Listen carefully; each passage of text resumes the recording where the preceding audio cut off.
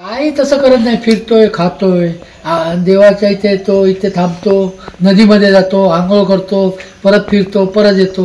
7 दिवस झाले आज पुरे, मंगळवारपासून आज सोमवारपर्यंत पुरे 7 दिवस तो येतोय. आता सकाळी येऊन गेलाय.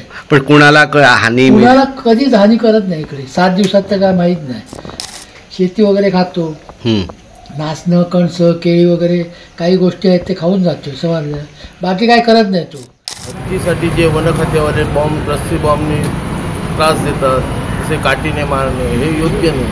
हत्तीसाठी सर्वजण इथले बांधल्यात एक प्रोटेक्टिव्ह हा ग्रुप बनवला आहे हत्तीसाठी.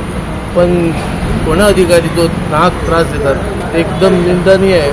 त्यासाठी आम्ही उद्या 11 वाजता वन खात्याचे धरणे आंदोलन ठेवलेलं आहे. तो कोणाचे नुकसान बी काही करीना, तो आपल्या पोटाक जाय तिथले खाता. जे वन कर्मचारी आहेत किंवा पोलिसांचे जे कर्मचारी आहेत हेच हे सगळं घडून आणतात असं आमचं म्हणणं आहे. आम्ही आमचे बांध्यातले बांधव सगळे, बापुजीतले बांधव, आमच्या पंचकृतीतले सगळे बांधव भगिनी आहेत, त्या सगळ्या मिळून आम्ही वनतारामध्ये न्यायाला देणार नाही.